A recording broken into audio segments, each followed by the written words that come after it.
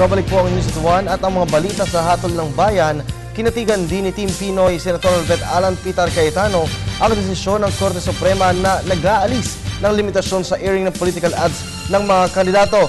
Ito ay sa bisa ng isang status quo anti-order na ipinalabas kahapon ng kataas-taasang hukuman. May report si George Bandola.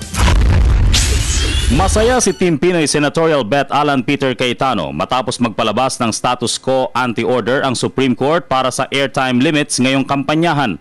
Makakabuti ito sa ating bayan dahil yung right to information, mas madidiscuss yung mga issue sa per region or sa mga locality sa ating bansa.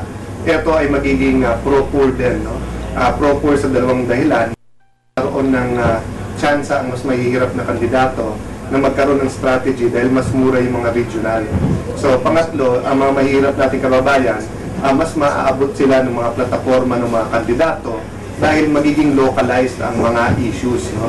Ngayong 3 linggo na lang ang nalalabi sa general campaign, makakatulong daw ang desisyong ito ng kataas-taasang hukuman. Base sa order, kailangan manatili ang airtime limits na 120 minutes per TV station at 180 minutes per radio station.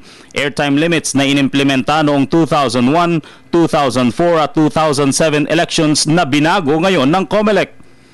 So ngayon, first station na to, radio and TV, mas magiging democratic ito. Ang kailangan lang bantayan ngayon COMELEC, siguraduhin na masunod yung spending limits. Pangalawa, siguraduhin saan nanggagaling ang pera ng politiko. At pangatlo, yun ang appeal ko sa COMELEC, yung ating small donor program o katulad ng ginawa ni Barack Obama na pera na mayayaman, pero galing ito po sa mga ordinaryong citizens. Tinatayaan ni Cayetano na ang media at social media ang magiging battleground ng mga susunod na kampanya para sa eleksyon. Para sa Telebisyon ng Bayan, George Bandola.